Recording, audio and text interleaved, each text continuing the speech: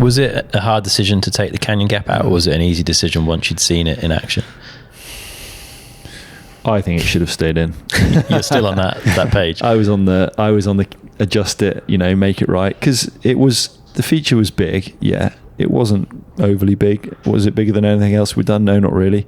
It went wrong because when you build a feature, it's hard to get a takeoff and a transition right first time, and we should have adjusted it. Well, we did adjust it and made it right, and it looked kind of chilled. It looked perfect.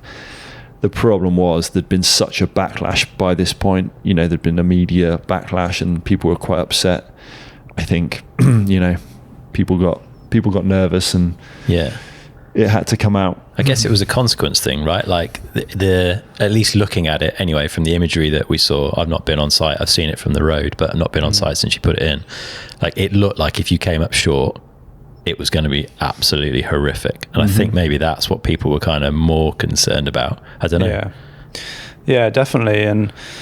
But Gee tagged the road gap by like 3 or 4 inches one year and just atomized his back wheel, let alone if someone rolled in, to that road gap, if someone made a mistake coming into that, the consequences on that would be far worse than the Canyon Gap. Okay. If your front wheel slid coming around the corner on that road gap, or if you snapped your handlebars when you pulled off the takeoff, or you got a front wheel flat, the consequences and the distance you would fall would be a lot worse than the Canyon Gap. Interesting. But nobody thinks about that because it hasn't happened. Yeah.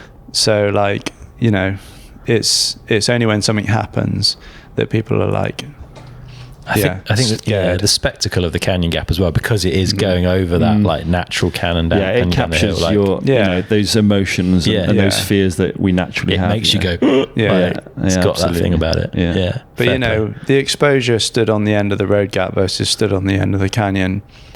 I would say, it's pretty scary standing on the end of that road gap. Like, it's huge. The consequences are massive. Yeah. So does the Canyon Gap make an appearance on the 2025 track? You have to wait and see. It doesn't.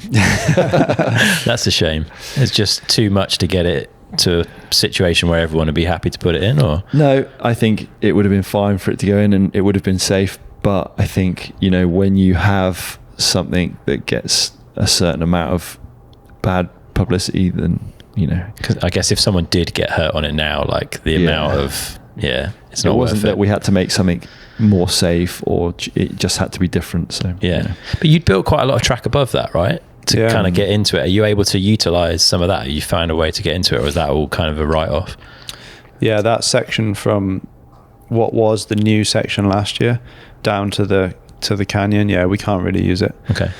But I think people should take like reassurance from it, that in terms of like Red Bull taking responsibility, yes, they're supporting these amazing events and they're pushing hard, but at the same time they do listen and they do kind of take stuff on board, and they take that overall view, which is reassuring, And I think Red Bull are great at that, on the one hand, they can be at the event, Craig Evans can be running around the field naked, dressed in a bin bag with his cock poking through a hole with a beer in his hand, and Red Bull are cool with that. But at the same time, when it is time to, step in and say, we need to, this is too far or this is dangerous, they will be there to reel things in. And, me and Athy whilst it's an event that's close to our heart, we're not the only ones involved, and we can't just have, a free reign of whatever goes in there. There's lots of people to, take into account.